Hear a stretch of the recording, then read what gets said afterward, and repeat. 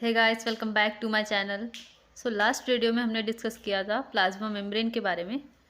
आज हम पढ़ेंगे इसके फंक्शंस के बारे में। इसका जो मेन फंक्शन है वो ये है कि ये ट्रांसपोर्ट करता है मॉलिक्यूल्स का अक्रॉस द मेम्ब्रेन। और ये जो ट्रांसपोर्टेशन है टू टाइप्स का होता है। एक होता है पैसिव ट्रांसपोर्ट और एक होता है एक्टिव ट्रांसपोर्ट।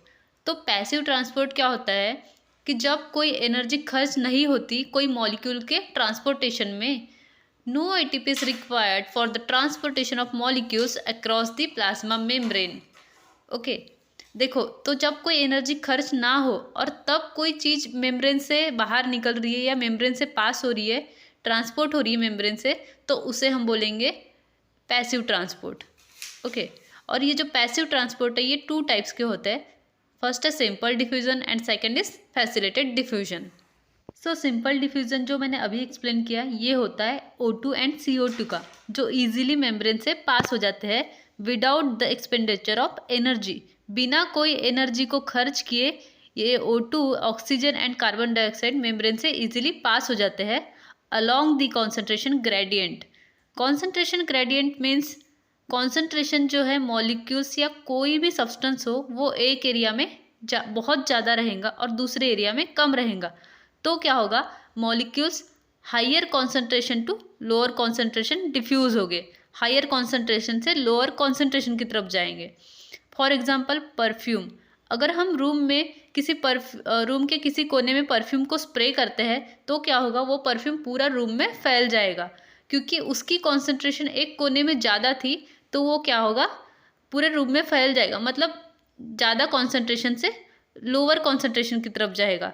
ओके, ज़्यादा कॉन्सेंट्रेशन से लोअर कॉन्सेंट्रेशन में जाने के लिए कोई भी एनर्जी नहीं लगती और इस मूवमेंट को कहते हैं movement along the concentration gradient. Okay, second है फैसिलिटेड डिफ्यूजन। इसमें भी मॉलिक्यूल्स का डिफ्यूजन होगा across the plasma membrane but with the help of proteins. ये प्रोटीन्स की हेल्प से मॉलिक्यूल्स पास होंगे अक्रॉस द प्लाज्मा मेम्ब्रेन। देखो, अगर कोई मॉलिक्यूल बहुत बड़ा है, हाइड्रोफिलिक है, जैसे पानी से प्यार है, या पोलर मॉलिक्यूल है, या कोई चार्ज पार्टिकल हो, तो हमने पढ़ा था कि जो प्लाज्मा मेम्ब्रेन है ये फॉस्फोलिपिड की बनी हुई है और इनकी जो टेल है वो हाइड्रोफोबिक होती है। तो ये हाइड्रोफोबिक होने की वजह से ये हाइड्रोफिलिक मॉलिक्यूल को मेम्ब्रेन से पास नहीं होने देती है। तो और ये जो लिपिड है ये चार्ज पार्टिकल्स से भी हेड करते हैं, तो ये चार्ज पार्टिकल्स आयंस को भी पास नहीं होने देते हैं, बट कुछ आयंस पास हो जाते हैं बट मेजॉरिटी ऑफ आयंस पास नहीं हो पाते हैं मेम्ब्रेन से। तो ये सारे लार्ज मॉलिक्यूल्स हो, हाइड्रोफोबिक मॉलिक्यूल्स, पोलर या चार्ज मॉलिक्यूल्स पास होते हैं मेम्ब्रेन से with the help of proteins. ये प्रोटीन चैनल्स की हेल्प से पास होते हैं। तो ये प्रोटीन्स जनरली हेल्प करते हैं मॉलिक्यूल्स को पास होने के लिए क्योंकि ये खुद भी हाइड्रोफिलिक होते हैं। तो ऐसे ट्रांसपोर्ट को हम बोलते हैं facilitated transport. Facilitated diffusion means diffusion of a molecule with the help of proteins. अब ये जो प्रोटीन्स है ये टू टाइप्स के होते हैं, एक होता है चैनल प्रोटीन और सेकेंड होते हैं कैरियर प्रोटीन। तो देखो, ये है चैनल प्रोटीन। ये जो चैनल प्रोटीन्स है इनको हम एक्वापोरिन्स भी बोलते हैं क्योंकि ये वाटर को पास करते हैं। ये देखो, ये है चैनल, यहाँ से वाटर मॉलिक्यूल पास होगा और ये जो चैनल प्रोटीन है ये 8 मॉलिक्यूल से मिलके बना हुआ है। देखो यहाँ पे ये 8 कलर रिप्रेजेंट कर रहे हैं 8 मॉलिक्यूल्स को। Aquaporins is made up of 8 molecules. Okay, अब देखो कैरियर प्रोटीन क्या होता है। देखो, ये है कैरियर प्रोटीन, ये शेप चेंज करता है।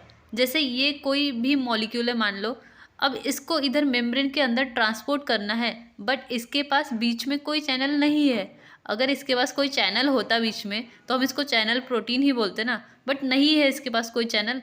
अब ये अपना शेप चेंज करेगा विदाउट किसी एनर्जी की हेल्प के और इस मॉलिक्यूल को इधर मेम्ब्रेन के अंदर ट्रांसपोर्ट कर देगा, ऐसे फ्लिप होकर ट्रांसपोर्ट कर देगा। तो ये होते हैं channel proteins. Okay, now we can see active transport.